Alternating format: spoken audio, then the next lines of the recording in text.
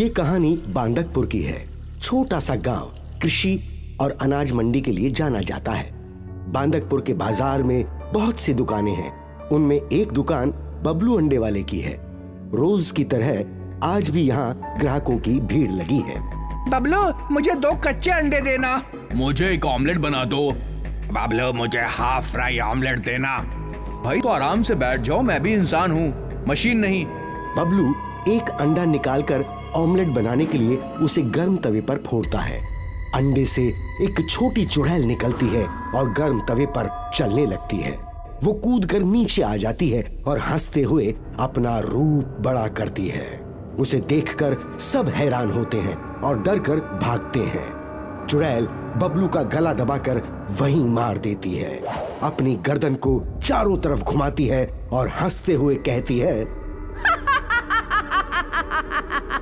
अब ये दुनिया मेरी है। मैं तुम लोगों को अंडे खिलाऊंगी।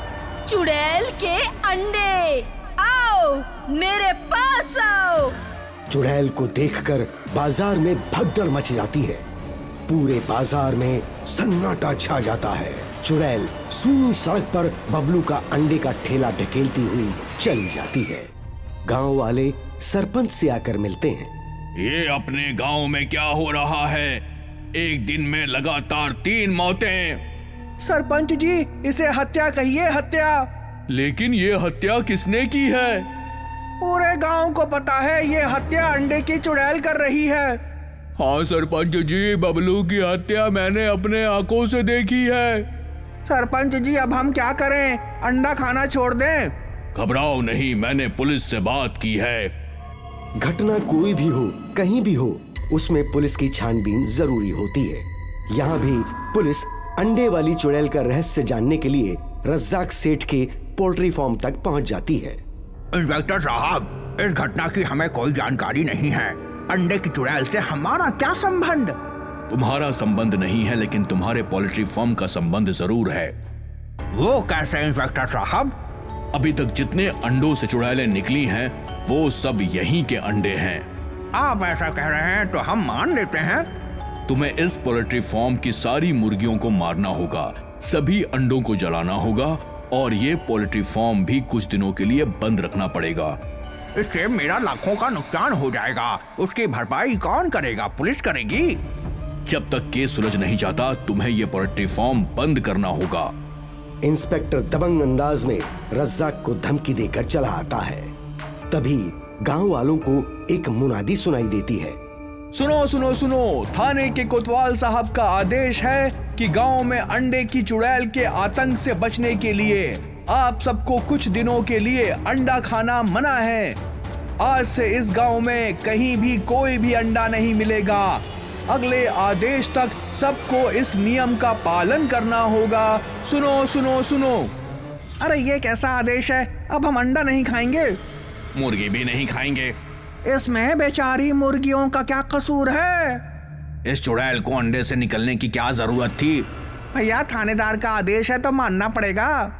अंडे की चुड़ैल का सुराग ढूंढते ढूंढते इंस्पेक्टर तांत्रिक बाबाओं को लेकर रज्जाक सेठ के पोल्ट्री फार्म पहुंचता है।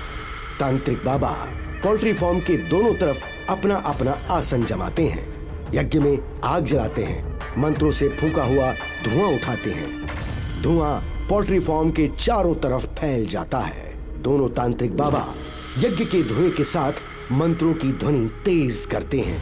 इस धुएं से पोल्ट्री फार्म की मुर्गियां परेशान होती हैं और उन मुर्गियों में से 3 मुर्गियां उड़कर बाहर आती हैं। अपना रूप बदलकर चुड़ैल बनती हैं। दोनों तांत्रिक अपनी शक्ति से उन्हें कैद कर लेते हैं, जिसे देखकर सब हैरान होते हैं। इंस्पेक्टर, सरपंच, रज्जाक और गांव वाले भी उनके पास आते हैं। मुर्गी से अंडा, अंडे से चुड़ैल, ये रूप बदलने की कला कहाँ से सीखी तुम चुड़ैलों ने? हम चुड़ैले आसानी से मुंह नहीं खोलती। हम कुछ नहीं बताएंगे। अगर तुम मुंह नहीं खोलोगी तो मारी जाओगी। बताओ, तुम्हारे खेल के पीछे कौन है? तुम इस गांव के लोगों को परेशान क्यों कर रही हो?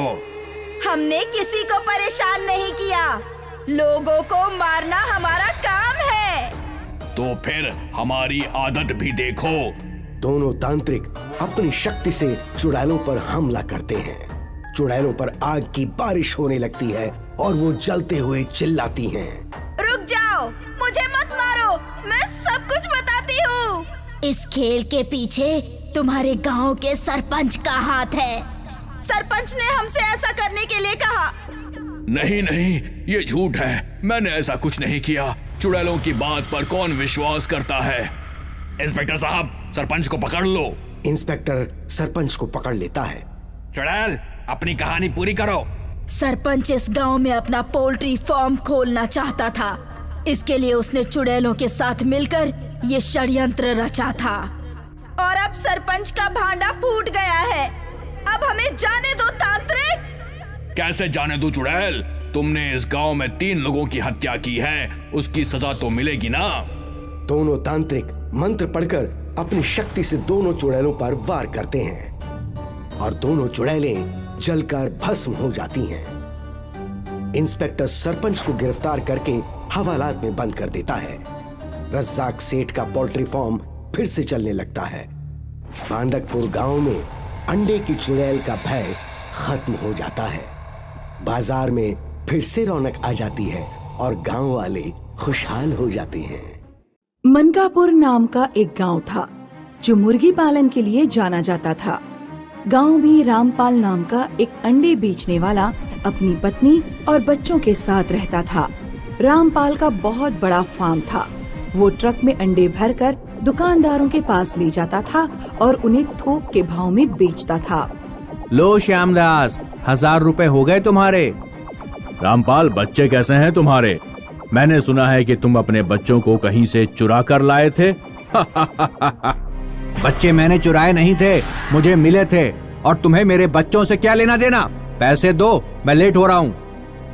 रामपाल जब घर पहुंचा तो उसका बेटा अर्जुन रामपाल से बोला, पापा आज अंडे कितने रुपए में बिके?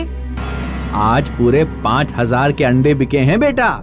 पिताजी, मेरे लिए इस बार एक मोटरसाइकिल खरीद कर दे दीजिए। पापा, अर्जुन को अगर मोटरसाइकिल दिला रहे हो तो मुझे भी एक स्कूटी दिला दो ना। अच्छा ठीक है, तुम दोनों को दिलवा दूंगा। कल मैं राकेश के पास जाता हूँ, वो मोटरसाइकिल एजेंसी में काम करता है। रामपाल अगले दिन जब जंगल के रास्ते राकेश के घर जा रहा था तो रास्ते में उसे कुछ अंडे पड़े हुए मिले। अरे, ये अंडे रास्ते में कहाँ से आ गए? रामपाल एक अंडा उठाता है लेकिन अंडा छूटकर धरती पर गिरता है और फूट जाता है। अंडे से जहरीला धुआं निकलता है और रामपाल के चारों तरफ फैल जाता है। एक प्रेग्नेंट चुड़ैल रोते हुए वहाँ आती है और रामपाल को कोड़े मारने लगती है।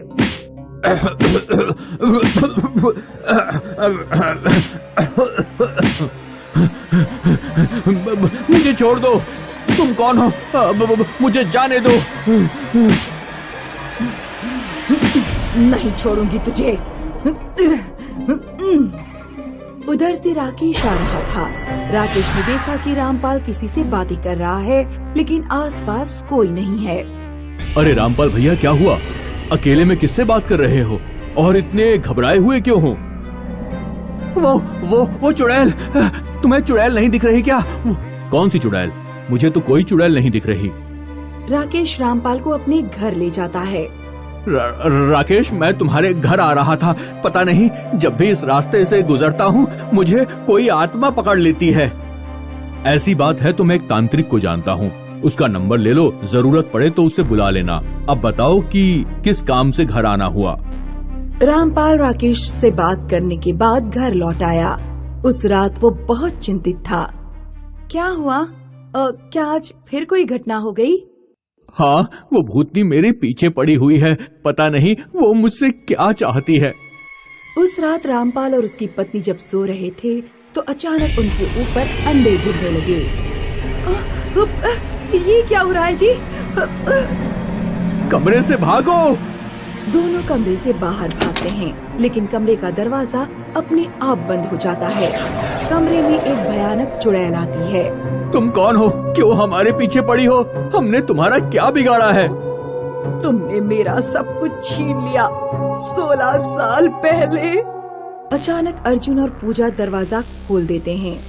क्या हुआ माँ और पिताजी?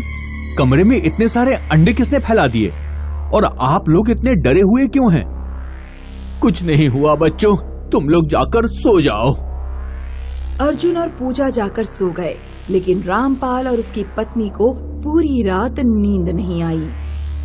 जब से बच्चे हमारे घर आए हैं, तब से वो चुड़ैल हमारे पीछे पड़ी हुई है। आज वो हमें नुकसान पहुंचाना चाहती है। कल ऐसा न हो कि वो हमारे बच्चों को नुकसान पहुंचाए। नहीं, वो हमारे बच्चों को नुकसान नहीं पहुंचाएगी। इतने सालों में कभी भी वो अर्जुन और पूजा को दिखाई ही नहीं दी। उस चुड़ैल का अर्जुन और पूजा से क्या कनेक्शन है? तुम अर्जुन और पूजा को घर लेकर आए और तभी से चुड़ैल हमें परेशान कर रही है। तुम अर्जुन और पूजा को चुड़ैल से मत जोड़ो। चुड़ैल का हमारे बच्चों से कोई लेना देना नहीं है। ये एक संयोग हो सकता है कि जब अर्जुन और पूजा को मैं घर लाया तो चुड़ैल भी पीछे पीछे हमारे घर में आ गई। तभी अचानक घर के अंदर से अर्जुन और पूजा की चीखने की आवाज आती है। मम्मी, पापा, बचाओ! रामपाल और उसकी पत्नी अंदर दौड़ते हैं। जब वे दोनों अर्जुन और पूजा के कमरे में पहुँचे तो उन्होंने देखा कि अर्जुन और पूजा गर्दन तक एक बड़े से अंडे में बंद हैं। माँ, पिताजी, एक चुड़ैल हमारे कमरे में आई थी। उसने ही हमें अंडे में बंद किया है। हमें इन अंडों से बाहर निकालिए। हमारा दम घुट रहा है, हमें बाहर निकालिए। रामपाल हथौड़ी लेकर आता है और हथौड़ी से अंडों को तोड़ता है। तब अर्जुन और पूजा बाहर निकल पाते हैं। लगता है अब उस तांत्रिक को बुलाना ही पड़ेगा। रामपाल तांत्रिक को बुलाता है और अपने घर में हवन करवाता है। ओम ह्रीं क्लीं, ओम ऐं ह्रीं क्लीं चामुंडाय विच्चे, ओम ऐं ह्रीं क्लीं चामुंडाय विच्चे।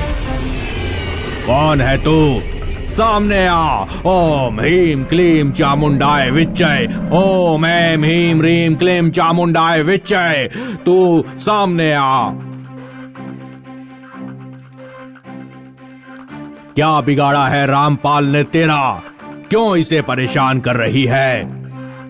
16 साल पहले जंगल से इसने मेरे अंडे चुराए थे। ये दोनों बच्चे उन्हीं अंडे में से निकले हुए हैं। दुनिया वालों को ये रामपाल बताता है कि ये बच्चे जंगल में पड़े हुए मिले थे। तुम कहना चाहती हो कि दोनों अंडे तुम्हारे थे? हाँ, वो अंडे मेरे थे। हम चुड़ैल सीधे बच्चों को जन्म नहीं देते, अंडे देते हैं। मुझे अपने बच्चे वापस चाहिए। तुम्हारे दोनों बच्चे यहाँ सुरक्षित हैं। हमने इन्हें बड़ा किया, हम इन्हें प्यार करते हैं। इन्हें हमसे मत छीनो। मैं अपनी माँ और पिताजी के साथ रहना चाहता हूँ। और मैं भी। ठीक है बच्चों, और तुम दोनों यहाँ इंसानों के बीच खुश हो तो मैं क्या कर सकती हूँ। लेकिन याद रखना कि तुम्हारी एक माँ है जो जंगल में रहती है। तुम जब भी मिलना चाहो अपने बच्चों से आकर मिल सकती हो। मेरे बच्चों को कोई परेशानी नहीं होनी चाहिए, वरना मैं तुम्हें सताऊंगी। ऐसा कहकर चुड़ैल गायब हो जाती है।